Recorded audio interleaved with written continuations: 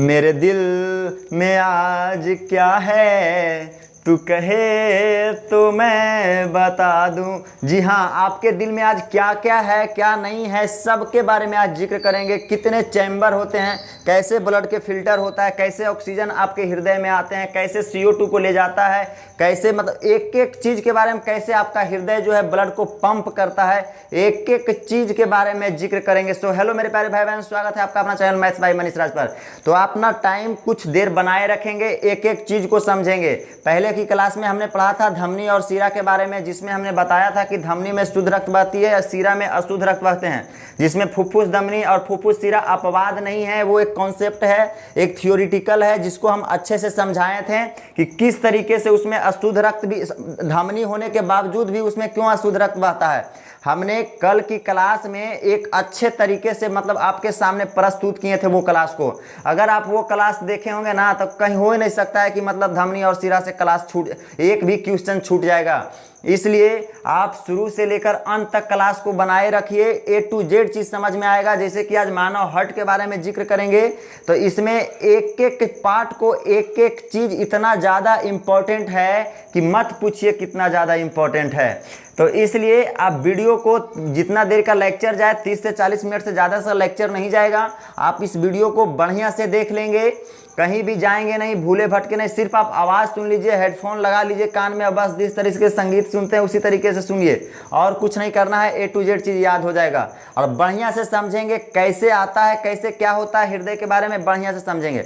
चलिए फिर करते हैं आज का क्लास का श्री गणेश। चलिए, जैसे कि आपको दिख रहा होगा ऊपर में सर्कुलेटरी सिस्टम, सर्कुलेटरी सिस्टम का, तो सर्कुलेटरी सिस्टम के मतलब हुआ परिसंचरण तंत्र। परि मतलब होता है कि चारों तरफ घूमना, संचरण, संचरण मतलब ले जाना और लाना ही तो हमारा संचरण या ट्रांसपोर्टेशन कहलाता है। तो परिसंचरण के मतलब समझें, और सिस्टम मतलब परिसंचरण मतलब ब्लड के ट्रांसपोर्ट में जो जो भी ऑर्गन्स भाग लेंगे उसे ही हम कहते हैं सिस्टम। क्या हम बताए थे या नहीं बताए थे? कहीं से कोई दिक्कत परिसंचरण समझने में? परिसंचरण तंत्र, तो इस परिसंचरण तंत्र में मुख्य रूप से 3 चीज़ों को पढ़ना होता है। तीनों चीज़ों क्या क्या है देखते जाइएगा। पहला चीज़ आपको हार्ट के बारे में पढ़ना होता है, ह्यूमन हार्ट के बारे में। देखिएगा, बताएंगे, अभी सिर्फ बता रहे हैं, थोड़ा सा बेसिकली बातें को जान लीजिए, उसके बाद मेनली क्लास पे आएंगे। बेसिक सी बातों को सबसे पहले जान लीजिए। तो जैसे कि आता है कि ह्यूमन हार्ट, क्या सर्कुलेटरी सिस्टम में सबसे पहले हम क्या पढ़ेंगे? ह्यूमन हार्ट के बारे में पढ़ेंगे, मतलब मानव हृदय के बारे में, या आप बोल सकते हैं जनरली भाषा में हम लोग उसको दिल बोलते हैं, लेकिन बायोलॉजिकल नाम क्या है उसका? हृदय, हार्ट, ठीक है। उसमें फिर पढ़ेंगे ब्लड वेसल्स। किसमें? सर्कुलेटरी सिस्टम में हमको भी पढ़ना होगा क्या चीज के बारे में? Blood vessels. Blood vessels, vessels मतलब होता है नलिकाएं, बोले तो पाइप, एक पाइप। इसमें क्या होता है, किसी चीज में अगर पानी जाता है तो उसको बोलते हैं पाइप, लेकिन किसी चीज में अगर खून जाता है तो उसको हम बोलते हैं वाहिनिकाएं या वेसल्स, या वेसल्स। वेसल्स वो चीज होता है जिसमें इस तरीके से होल होते हैं और आसान से कोई भी चीज आ और जा सकता है, उसे ही हम वेसल्स कहते हैं। तो हम सर्कुलेटरी सिस्टम में पहला जो पढ़ेंगे ह्यूमन हार्ट, दूसरा पढ़ेंगे ब्लड वेसल्स, तीसरा पढ़ेंगे ये ब्लड वेसल्स का रक्त वाहिनिकाएं नाम होता है, जिस लिख देते हैं हिंदी, अच्छा लिख देते हैं, देखिए रक्त वाहिनी, अरे यार क्या है, वाहिनिकाएं, रक्त वाहिनिकाएं, ठीक है, रक्त वाहिनिकाएं। देखिए अब यहाँ पे तीसरा जो हम पढ़ेंगे ब्लड के बारे में पढ़ेंगे। ब्लड में किस तरीके से आपके शरीर के अंदर के ब्लड के अंदर CO2 को लाया जाता है, और कैसे फिर जो है ब्लड को किस तरीके से फिल्टर करके ऑक्सीजनेट करके आपका फिर नसों को भेजता है, उसके बारे में फिर पढ़ेंगे। चलिए अब हम आते हैं, अब इसके बारे में कोई दिक्कत? सर्कुलेटरी सिस्टम में कितने चीज को पढ़ेंगे? 3 चीज को, ह्यूमन हार्ट, ब्लड वेसल्स, और तीसरा हम पढ़ेंगे ब्लड के बारे में कि कैसे आपका हृदय जो है ब्लड को ऑक्सीजनेट करता है, उसके बारे में पढ़ेंगे। तीसरा हो गया। देखिए, तो चलिए स्टार्ट करते हैं। ह्यूमन हार्ट अब स्टार्ट होता है आपका यहाँ से, देखिएगा अब जरा। ह्यूमन हार्ट में हम हार्ट के बारे में पढ़ेंगे, तो जिसमें हार्ट के बारे में पूरी तरीके से हृदय क्या है, उसमें क्या क्या होता है, उसके बारे में जो जिक्र और या अध्ययन करते हैं उसे हम कार्डियोलॉजी कहते हैं। ध्यान से सुनते जाइएगा। सिर्फ हार्ट को जिसके बारे में टोटल चीज को अध्ययन करवाता है वो हमारा क्या कहलाता है?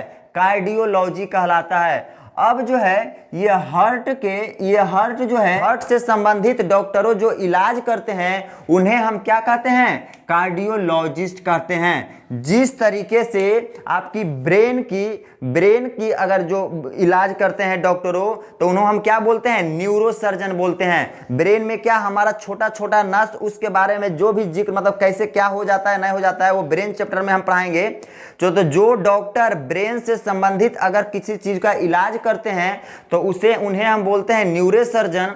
उसी तरीके से हार्ट के बारे में अगर कोई डॉक्टर अगर उसका इलाज करते हैं तो उन्हें हम क्या बोलते हैं? कार्डियोलॉजिस्ट बोलते हैं। कार्डियोलॉजी में अध्ययन किए, कार्डियोलॉजिस्ट लग गया, तो फिर डॉक्टर उसके बारे में अध्ययन करेंगे। क्या कोई दिक्कत है यहाँ तक? चलिए, कहीं नहीं। अब आते हैं मुख्य रूप से हार्ट क्या है? Heart is a circulatory organ. Heart जो है क्या सर्कुलेट ही तो करता है। हृदय जो हमारा है एक तरफ से गंदे खून को लाकर और एक तरफ से साफ करके पूरे शरीर के ऑर्गन्स को बढ़िया से संच करता है। तो इसे एक तरीके से हम क्या कहेंगे? इसे हम कहेंगे heart is a circulatory organ. Circulatory organ मतलब समझ गए? सर्कुलेट करता है ब्लड को आपके पूरे शरीर में, इसलिए हार्ट होता है सर्कुलेटरी ऑर्गन। कोई दिक्कत? चलिए अब नेक्स्ट में पढ़ेंगे। Heart is a pumping organ. Heart जो है ऐसे करके आप सुने होंगे, ऐसे कनमा पर लगा के सुनिएगा तो फुचुक फुचुक फुचुक फुचुक भुकुर भुकुर करते रहता है। तो हार्ट जो होता है पंप करता है। मतलब हार्ट जो आपका है पंपिंग ऑर्गन है। हार्ट जो आपका है पंपिंग ऑर्गन है। ऐसे करके दे देगा हार्ट इज आ, हो सकता है ऑप्शन में एक दे देगा, 3 गो अलग डिफरेंट रहेगा, तो उसमें आप क्या मारेंगे? Heart is a pumping organ. समझें? अब आता है heart is a muscular organ. Muscular मतलब होता है कि हार्ट जो है हमारा मांस से बना होता है। क्या हार्ट में हमारा कहीं भी बताइए हड्डी जैसा लगता है? कभी भी बकरी पठरू का अगर आप लेते होंगे ना, तो उसका हृदय को दाबिएगा तब पुल पुल करेगा। कहीं भी हड्डी रहता ही नहीं है। कहीं भी हड्डी नहीं रहने के कारण टोटल का टोटल मांस होता है, तो इसलिए हम उसको क्या बोलते हैं? Muscular organ. क्या बोलते हैं? मस्कुलर ऑर्गन बोलते हैं। जैसे कि आपकी ये टंग हो गई, ये जीभ भी है, मस्कुलर ऑर्गन में ही आएंगे। क्या आपके जीभ में हड्डी है?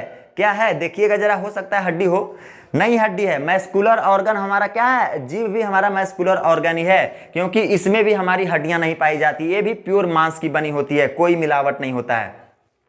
उसी तरीके से हम ह्यूमन हार्ट की वेट की बात करते हैं तो जनरली आपको वयस्क मानव में 300 ग्राम के आपका हार्ट देखने को मिलेगा।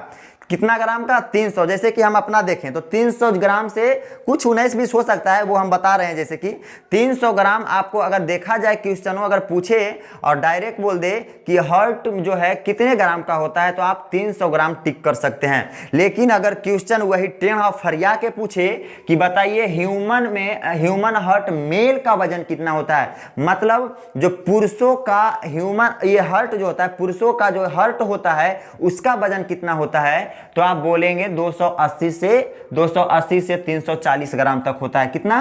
280 से 340 ग्राम तक। लेकिन अगर वही महिला में पूछे तो 230 से लेके 280 ग्राम तक होता है। अब किन्हीं को लग रहा होगा कि पुरुषों को तो भाई 280 से 340 ग्राम मतलब बड़ा कहीं को दिल है, इसमें 4-5 वो अट जाता होगा।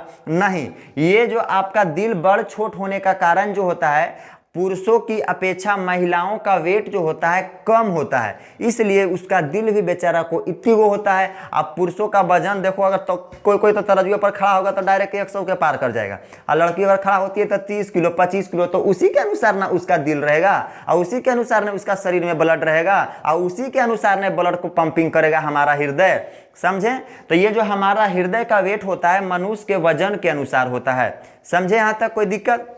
नहीं। हाँ, लेकिन वही अगर इन्फेंट चाइल्ड बोल दे, इन्फेंट चाइल्ड मतलब होता है जन्म लेते ही बच्चों, जैसे कि तुरंत जन्म लिया कोई बच्चा, अब उसका हृदय की बात करें तो बताओ अभी जन्म ही लिया है, वो तो इतनी सु होबे करता है बच्चा, इतु सु होबे करता है, तो बताओ 200 इतना 280 से 340 ग्राम तक हृदय रहेगा? नहीं, जरी वो तो बच्चे होता है, तो उसका वजन जो आपका देखा गया है ऑन एवरेज देखा गया है 20 से 25 ग्राम तक उसका मतलब एवरेज होता है।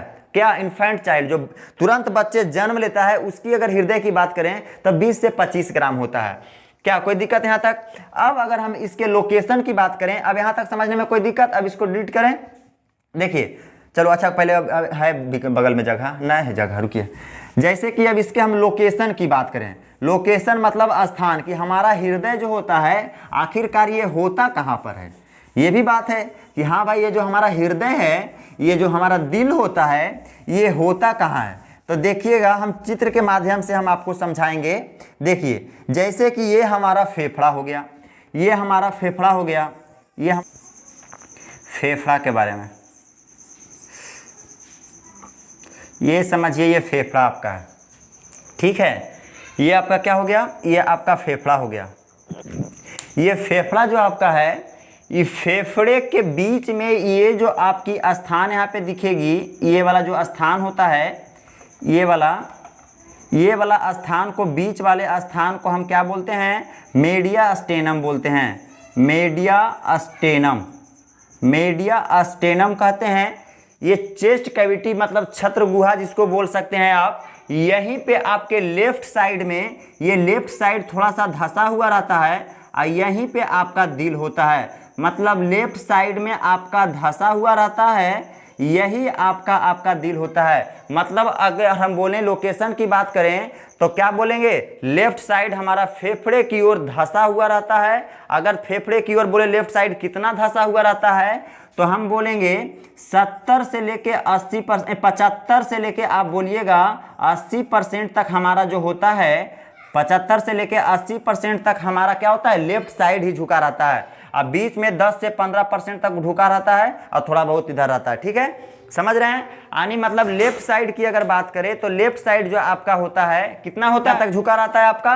75 से लेकर 80% तक। इधर आपका रहता है 15 से लेकर कितना? 20% तक रहता है। 25 से लेकर 20% तक ई साइड रहता है, ठीक है, यानी मीडिया स्टेनम में रहता है। तो हम डायरेक्ट क्या बोल देंगे कि हमारा जो हृदय होता है, मीडिया स्टेनम का जो जगह है, मीडियम स्टेनम के उधर लेफ्ट साइड में हमारा क्या होता है, मतलब यानी चेस्ट कैविटी में हमारा क्या होता है? हृदय होता है। ऐसे तो बाएं पक्ष में कोई भी बोल देता है हमारा दिल किधर है, तो लेफ्ट साइड डायरेक्ट बोल देते हैं। लेकिन फेफड़े को थोड़ा सा धंसा हुआ भाग रहता है, थोड़ा सा मतलब कितना? 75 से लेकर 80% तक हमारा लेफ्ट साइड को फेफड़ा में धंसा हुआ रहता है, कुछ परसेंट मीडिया स्टेनम में रहता है, कुछ परसेंटेज। चलिए समझ गए बातों को यहाँ तक कि इसके लोकेशन के बारे में जान गए। चलिए अगर आपका इसका शेप की बात करें तो इसका शेप जो होता है ना हमारा दिल का हमारा शेप जो होगा, अगर कोई बोले जिक्र करके तो मुट्ठी के आकार का होता है। इस तरीके से आपका दिल होता है, इस तरीके से आपका दिल होता है, इस तरीके से आपका दिल होता है। मतलब आपको डायरेक्ट बोलेगा कि किस आकार का आपका दिल होता है, तो आप डायरेक्ट बोलेंगे फिस्ट आकार का, मतलब मुट्ठी के आकार का आपका होता है। समझे बातों को? चलिए हो गया अब यहाँ तक। अब हटाते हैं इसको, देखिएगा। अब हम आते हैं पूरी तरीके से, हम अब समझते हैं किसके बारे में? अब हम पूरी तरीके से समझेंगे कि किस तरीके से आपके हृदय में ब्लड को पंप किया जाता है, कैसे करके ब्लड आते हैं और कैसे ब्लड जाते हैं, वो सब चीज के बारे में अब जिक्र करेंगे। एक चलिए अब हम जानते हैं हृदय में चैम्बर के बारे में। चैम्बर हमारा जो होता है कमरे की तरह, रूम की तरह, तो मतलब हम कह सकते हैं कि हमारे हृदय में 4 रूम बने हुए हैं और उसी रूम को क्या बोलते हैं? हृदय मतलब चैम्बर कहते हैं। तो देखिएगा सबसे पहले अगर मछली की बात करें तो मछली में 2 चैम्बर होते हैं। चैम्बर के ऊपरी हिस्सों को बोलते हैं मतलब एट्रियम, नीचे वालों को बोलते हैं वेंट्रिकल।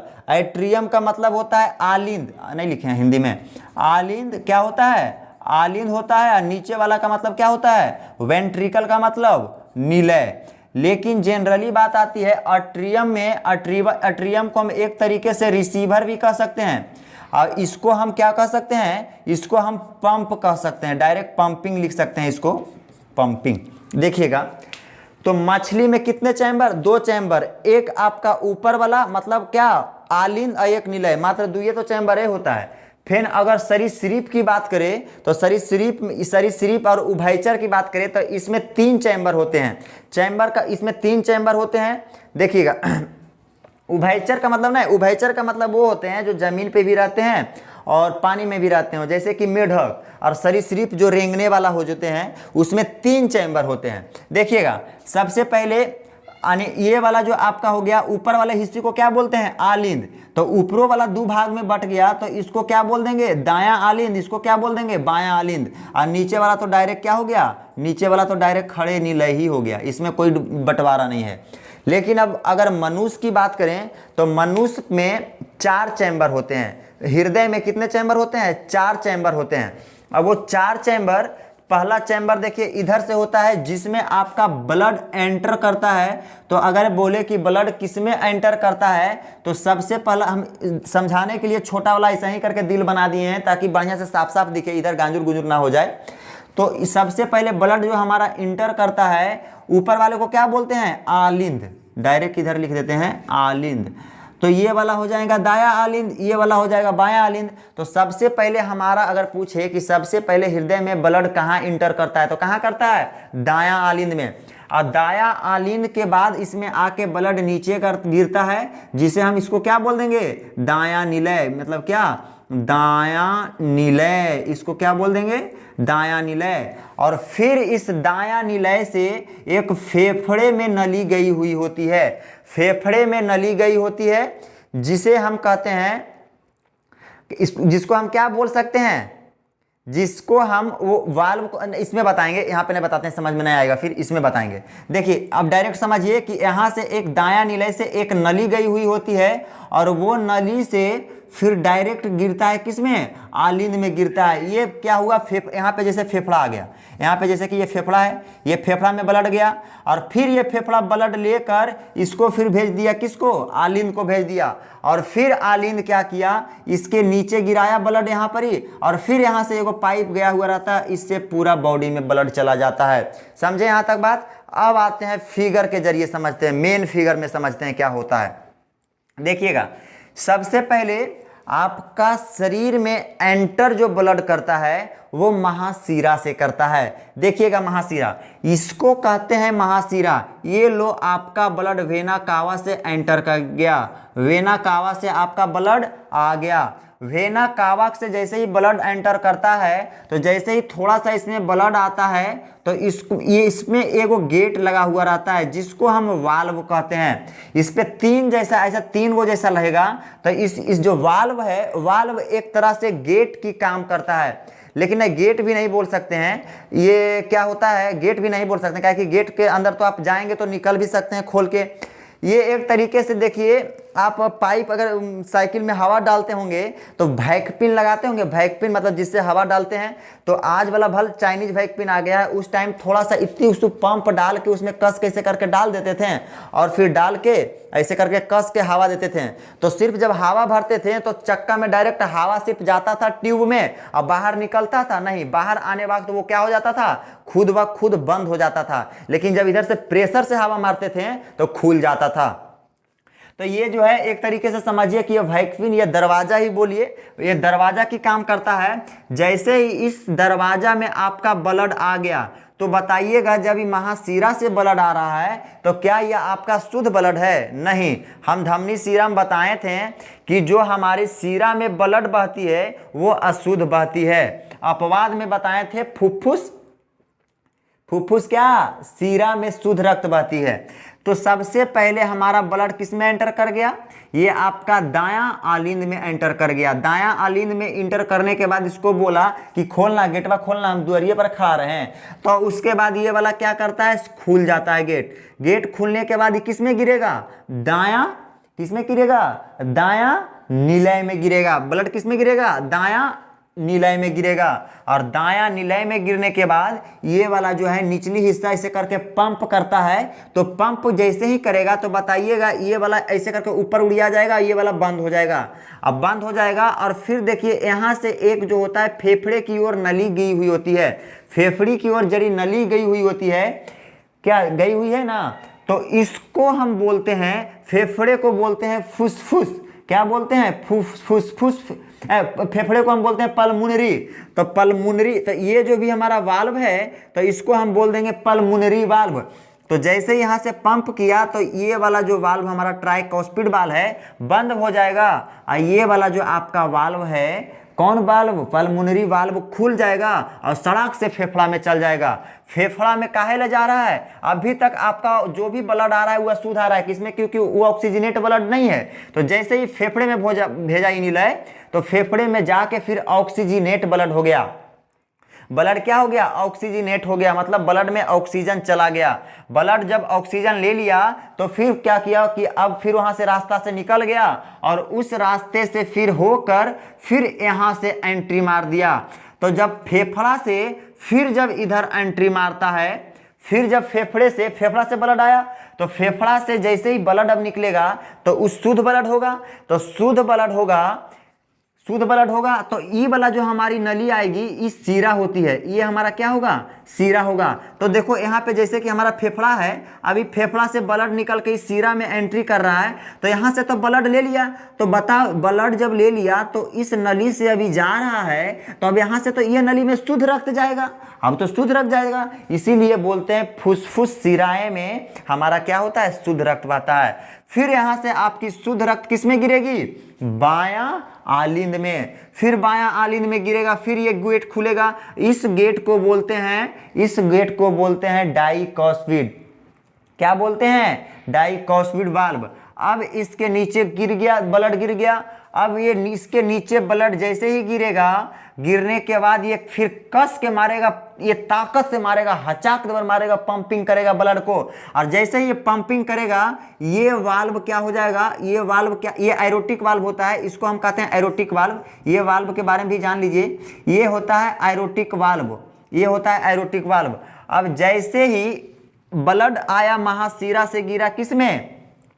बायां आलिंद में। और बायां आलिंद से फिर किस में गिर गया? बायां निलय में। और बायां निलय कस के हचाक दबर पंपिंग किया। अब पंपिंग करने के बाद ये वाला क्या हुआ कि जब हवा इसे करके मारा तो ये वाला ऊपर बंद हो गया। फिर ब्लड आपका ये महाधमनी की ओर, आपकी पूरी शरीर की ओर चला जाता है। तो सुनिएगा, जब आपका प्रेशर यहाँ से, जब यहीं से प्रेशर कस के हचाक दबर मारता है, बहुत मतलब ये आपका राइट है, राइट की अपेक्षा लेफ्ट वाला पंपिंग कस के करता है। क्योंकि पंपिंग कस के इसलिए करता है क्योंकि अगर पंपिंग कस के नहीं करेगा तो ये वाला जो महाधमनी होता है, ये पूरे शरीर के हर एक अंग को ले जाता है ब्लड। तो ये धीरे से हुचुक दबर पंपिंग करेगा तो कहीं भी पहुंच पाएगा? शरीर के सारे अंग को पहुंच पाएगा ब्लड? नहीं पहुंच पाएगा। अब देखिए, सोचिएगा बायां वाला में काहे नहीं होता है? तो बायां वाला आपका फेफड़ा में जाता है ब्लड। तो बायां वाला जैसे ही कस के आपका पंपिंग किया तो फेफड़ा को चोट लग जाएगा। डायरेक्ट ये कस के हचाक दबर पंपिंग मारेगा, किसमें चल जाएगा? चोट लग जाएगा, आपका चोट फेफड़ा को लग जाएगा। अब फेफड़ा को डैमेज जैसी हो जाएगा तो सांस लेने में भी दिक्कत हो जाएगी। तो बताइए क्यों कमजोर होती है? इसकी मतलब जो होती है, ये आपकी दाएं वाली जो आलिंद और दाएं वाली आपकी जो निलय होती है, कमजोर क्यों होती है? समझ में आया? क्योंकि जब यहां से पंप करता है तो फेफड़े में जाता है, लेकिन जब ये यहां से पंप किया तो उसको पूरा शरीर के सारे अंग को ले जाना है। जब यहां से पंप करता है तो सबसे पहले महाधमनी, मतलब मोटे वाले के पास जाता है, मोटा वाला पाइप के, फिर धमनी, फिर छोटी धमनी, उसके बाद केशिका में जाती है ब्लड, जाती है ना ऑक्सीजनेट, सारे ऑक्सीजनेट ब्लड जाती है। अब वहां से क्या होगा? सारा ब्लड निकल गया। अब समझ गए यहां तक? इसकी चदरें ये जो होती है, इसकी अपेक्षा इसकी मांसपेशियां काफी मोटी होती है। अब काफी मोटी इसका रहने का मेन कारण क्या हो गया कि यहां से जो होती है हमारी क्या है, हचाक दबर ये कस के मारता है, एकदम पूरा हड़ाया को चाहे कोच देता है इधर के। तो ये मजबूत होगा तब ना। अगर ये कमजोर रहा तो जैसे ये प्रेशर कस के पंपिंग करेगा, फट जाएगा। तो इसीलिए इसके लिए आपका दिया गया है क्या, मतलब इधर दायां निलय की अपेक्षा बायां निलय की मांसपेशियां क्या होती है? मजबूत होती है। क्वेश्चन ये भी बन सकता है, देखिए क्या क्या क्वेश्चन बन सकता है, उस क्वेश्चन को जानिए। सबसे पहले हृदय में ब्लड कहां आती है? सबसे पहले तो सबसे पहले किस में आता है, दायां आलिंद में आता है, जो कौन होता है, अशुद्ध रक्त होती है, जिसमें जो ऑक्सीजनेट नहीं होता है। उसके बाद एक होता है ट्राइकॉस्पिड बल्ब को पार करके किसमें गया, दायां निलय में गया। फिर दायां निलय आपका पंप किया, अब पंप करने के बाद फिर किधर चल गया, फेफड़ा में गया। क्यों गया, फेफड़ा में ऑक्सीजनेट होने के लिए गया। फिर ऑक्सीजनेट होके हचाक दबर फिर किसमें आया, फिर फेफड़ा ऑक्सीजनेट करके आपका किसको दे दिया, महाशिरा को, महाशिरा में गिराया। फिर ये वाला डाइकॉस्पिड वाल्व खुला, वाल्व खुलने के बाद किसमें गिरा आपका, फिर ब्लड आपका गिर गया बायां निलय में। फिर बायां निलय में कस के पंपिंग किया और पूरे शरीर को छितरा दिया, आपका ब्लड एक एक अंग तक पहुंच गया। समझ गए पूरा प्रोसेस। तो किसमें किसमें अगर शुद्ध जाता है, किसमें अशुद्ध जाता है, टोटल पता चल गया आपको। देखिए अब जो है ये वाला जो मांसपेशिया की अगर बात करें, ये वाला जो ये ऊपर वाली जो मांसपेशिया ये वाला दिख रही है, ये जो आवरण है हार्ट का जो आवरण है, इस आवरण को हम बोलते हैं पेरिकार्डियम। क्या बोलते हैं, पेरिकार्डियम बोलते हैं, पेरिकार्डियम। अब पेरिकार्डियम के भी दो भाग होते हैं, एक होते हैं एक फाइब्रस होता है जिसे हम रेशेदार कहते हैं। फाइब्रस आपका देखिए रेशेदार जो भाग होता है, ये वाला जो ऊपर से ये जो भाग होता है ना, ये रेशेदार होता है। और ये वाला जो होता है सिरोस जो होता है, ये आपका ये जो दिख रहा है ना, ये फाइब्रस है। इसके ऊपर वाला जो है, ये दो लाइन दे दिए हैं, बीच में रंग दिए हैं भल, ये वाला ऊपर से जो है ये फाइब्रस हमारा है, और ये जो नीचे से ये वाला ऐसे ऐसे रहता है ना, वो हमारा होता है सिरोस होता है। लेकिन अगर पूरे की बात करें तो पूरे की जो हमारी हृदय की चारों तरफ से मांसपेशियां लगी होती है, वो पेरिकार्डियम, उसको क्या कहते हैं, उसको पेरिकार्डियम कहते हैं। पूरी मांसपेशियां जो लगी रहती है उसे क्या बोलते हैं, पेरिकार्डियम कहते हैं।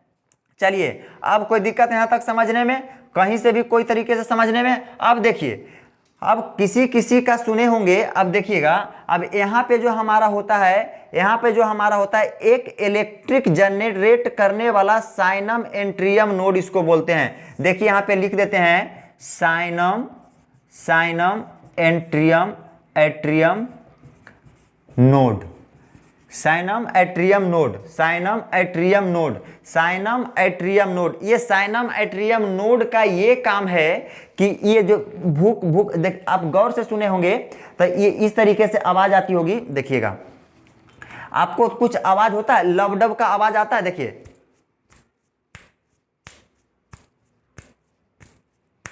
आता है ना लबडब का आवाज।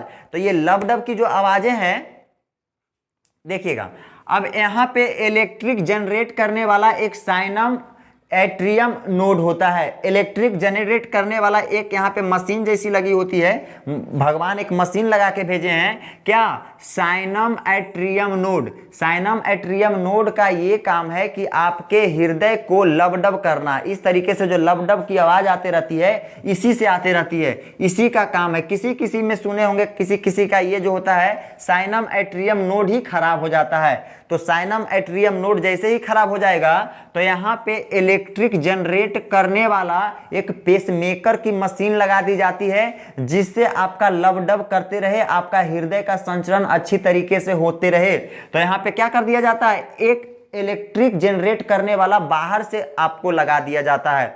समझ गए, कोई दिक्कत यहां तक समझने में। लबडब की आवाज कब आती है, इसी के वजह से बोलेगा कि ये लबडब धक धक जो करता है ये किससे होता है, तो हम लोग डायरेक्ट बोलेंगे एक इलेक्ट्रिक जनरेट करने वाला एक जो होता है, यहाँ पे कुछ लगा हुआ रहता है, कहाँ के पास, वेना कावा के पास लगा हुआ रहता है साइनम एट्रियम नोड। साइनम एट्रियम नोड ही है जो हमारे क्या होता है, लबडब जो भूख भूख होता है उसको मतलब इलेक्ट्रिक जनरेट करके इसे धक धक करते रहता है। समझ गए बातों को। चलिए अब बातें आती है, देखिए ये बायां, ये जो आपका ये बायां है, इधर जो ये बायां ना है आपका, ये बायां जो है निलय की मांसपेशियां काफी मोटी होती है। दायां निलय की अपेक्षा बायां निलय की मांसपेशियां काफी मोटी होती है। समझ में आ गया यहाँ तक बातों को। देखिए चलिए यहाँ तक समझने में किसी तरीके से कोई दिक्कत, कहीं नहीं दिक्कत होगा। चलिए फिर नेक्स्ट पार्ट में हम जिक्र कर देंगे, बढ़िया से जिक्र कर देंगे ट्रांसप्लांट के बारे में। अभी जिक्र नहीं करते हैं, कल की क्लासों में हम ट्रांसप्लांट के बारे में अच्छे से जिक्र कर देंगे कि आपका हृदय का ट्रांसप्लांट कैसे होता है। चलिए तो फिर आज का क्लास इतना ही रहने देते हैं, मिलते हैं फिर नेक्स्ट वीडियो में, तब तक के लिए जय हिंद।